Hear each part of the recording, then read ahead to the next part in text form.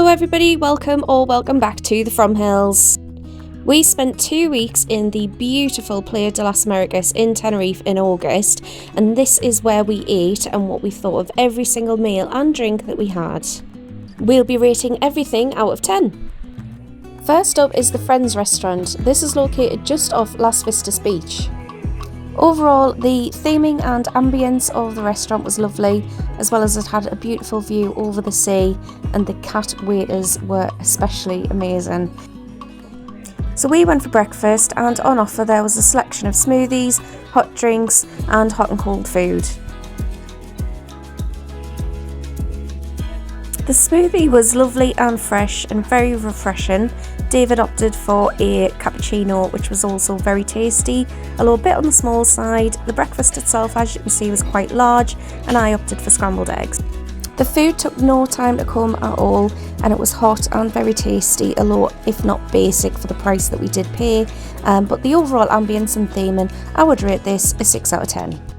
Next up is the restaurant Villa Flor, which is located just on the seafront in between Costa Rica and Las Americas. The view over the beach and the sea is absolutely beautiful, but unfortunately the food was very mediocre. Nothing wrong with it as such, for the price I think it was quite worth it. It was definitely one of the cheaper ones we've went to. This one gets a 4 out of 10. Next up is the famous Hard Rock Cafe, located on the Golden Mile. And I don't think you can say anything bad about the style or theming in this restaurant. There's plenty of drinks on the menu to choose from, lots of different cocktails, lots of different spirits. Food wise, there's also a vast menu including burgers, pizzas, hot dogs, nachos and many more. The menu is very substantive.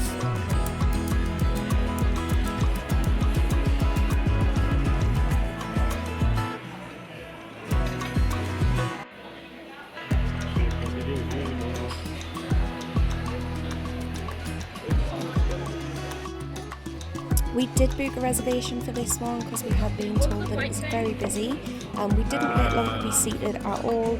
We got our orders taken pretty much straight away, and the food didn't take long at all to arrive.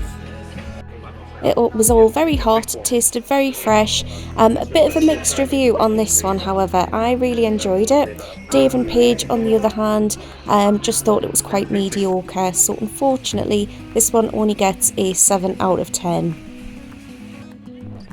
Next on the list is Lemonella. Again, this was a very busy restaurant. We did have to book about a week in advance just to get a table here, and it is located just up one of the side streets, partway between Las Americas and Costa Rica.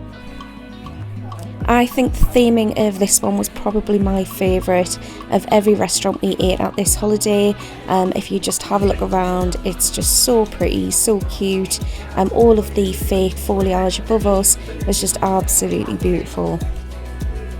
This is an Italian restaurant, and there was quite a lot of variety and options on the menu to choose from, including the classics such as carbonara and spaghetti bolognese.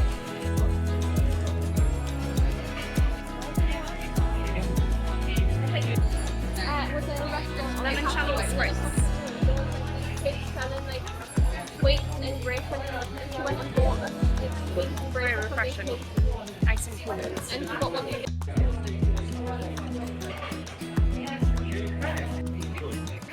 Once again, it didn't take long to get our food ordered, and then it didn't take long at all for the food to arrive. The food tasted fresh and was hot, but unfortunately we've had much better Italians both at home in England and also in other parts of Tenerife. So for that reason, this one only gets a 7 out of 10.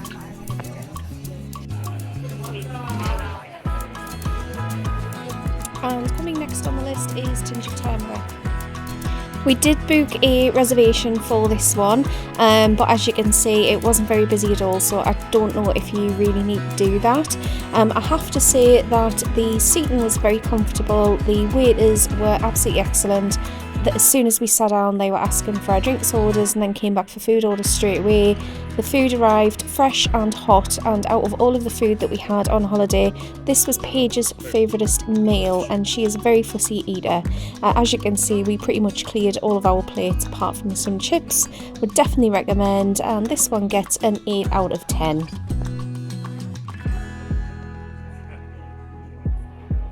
Pasta and Veno Italians is next up on the list. This is located just off Las Vistas Beach.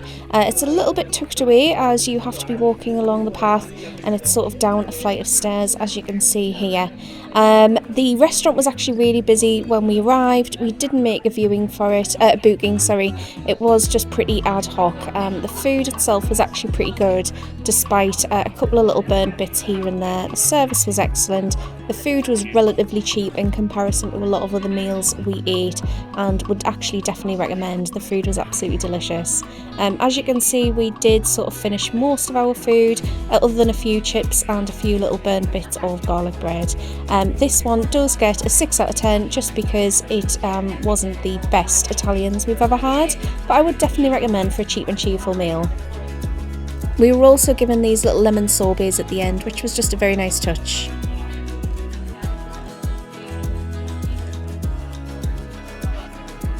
We wanted to try and get a Sunday roast while we were in Tenerife, and we'd heard good things about Buzz Bar, so this is where we went.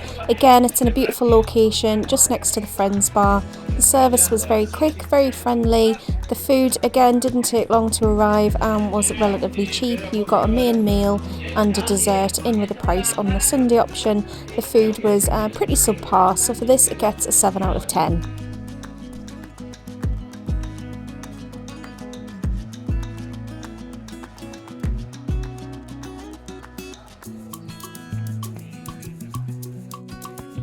Next on the list is Vegas Grill, which is located just off the Golden Mile and was actually just a short stroll down from our hotel at Parque de La Paz. We could actually see it off our balcony, so we didn't have a booking reservation for this one. We literally just simply turned up, and as you can see, the restaurant is absolutely huge. There's plenty of seating available. You can get it on the balcony overlooking the Golden Mile, which is a nice touch. We were given a booth, which was amazing, and then we were given these handy electronic menus to have a look through, which again I thought was quite a nice touch and something different. As you can see, there's quite a lot of food choices on the menu, a lot of different cocktails and drinks on the menu. I opted for a blackcurrant style and cherry cocktail, which was really refreshing and tasty. It wasn't very strong, but that's how I like my cocktails, so I was quite pleased with that. The restaurant did get progressively busier as we stayed there, as you can see, but it is still a relatively huge place, so I believe there would be plenty of options available.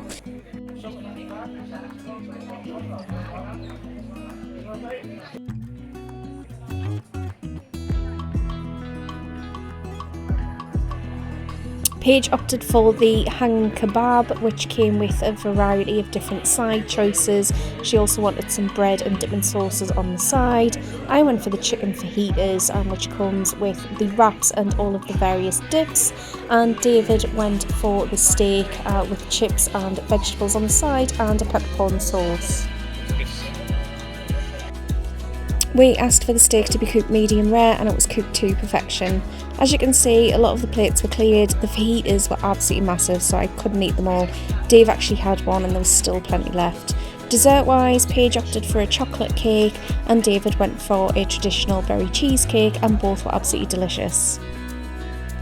We felt like the food and the service and also the theming of the restaurant was exceptional, and we would definitely recommend. The only thing was the pricing. It is a bit on the high side. For this, we will give it a 9 out of 10.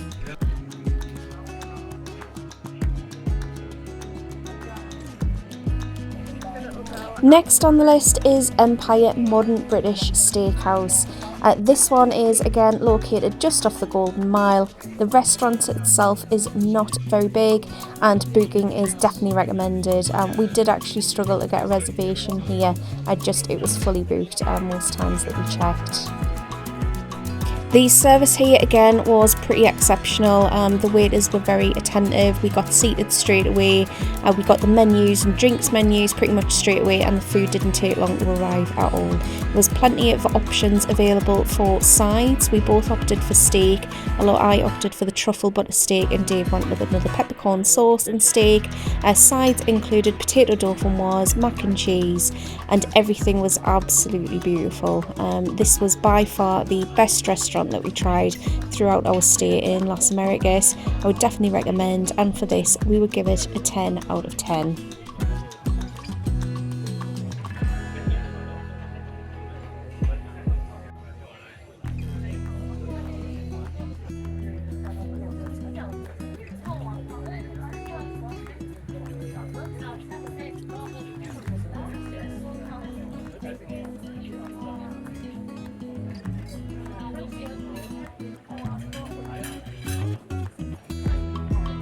Just a special mention as well to the berry crumble that we got. Paige doesn't like desserts as a rule.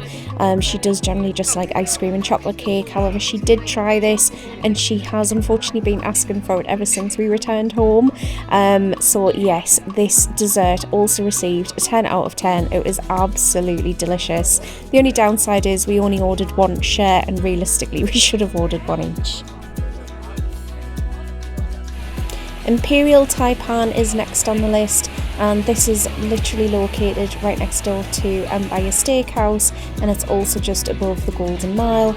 We had made reservations before arriving, and again it was very difficult to get in. It was quite fully booked throughout the whole of our 2-week stay.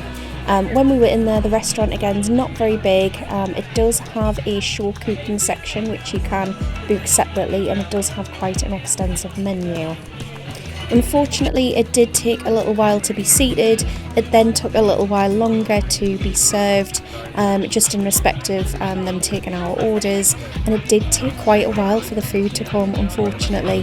When the food did arrive, there was items missing, and we did actually have to ask twice for the said items to be brought to the table. They did bring one item, then we had to go back and request the other one to be brought because they still hadn't brought it out. We did get a lot of food, to be fair, but we just thought the service was not that great. We didn't get anybody check over sort of like the quality checks that they normally do. Is everything all right with your food? And no sort of main apologies for certain items being missing. The food itself was just okay. We have had much better sort of Chinese style food in Tenerife, and I think for the price it could have actually been better, both in terms of how long you wait to be served and in terms of food quality. So for that, it does only get a 5 out of 10.